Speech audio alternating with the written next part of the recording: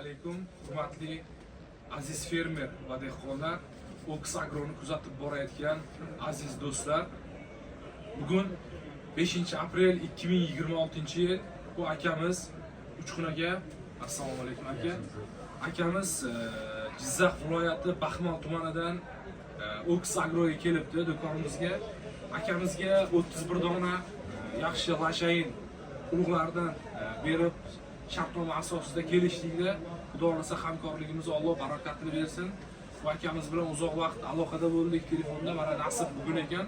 Bugun savdomiz Xudo xolasa Alloh izni bilan bugun bo'ldi. Aziz dehqonlar, Oks Agroda urug'lar juda ham ko'p vibrimiz. Aka, bizda mana hozir pomidor olyapsiz. Xudo xolasa yaqin orada Makka urug' boshlanganda Makka urug'larimiz ham bor, boshqa urug'larimiz ham bor. Oks Agroni kuzatib boring. Yaxshi urug'lar, yaxshi preparatlar Oks Agroda. Aka, o'zingizni fikringizni ham bir bildirib o'tsangiz, butun O'zbekiston, qo'shni davlatlar ham ko'radi bizni. Shu lajayin urug'da oldim. Bu kishi bilan kundan buyon aloqada edim. O'zining tavsiyalarini berdi. Nasib qilsa eksak yaxshi hosil berar ekan.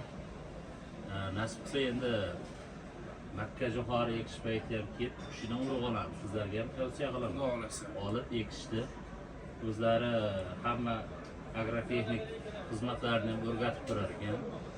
Qanaqa ximikatlar berishdi, hammasini o'rgatib turadi. Shu bo'yicha endi nasib qilsa ekib ko'ramiz. Oks Agro xalqimizga doim xizmatda aka. Xudo xolasa.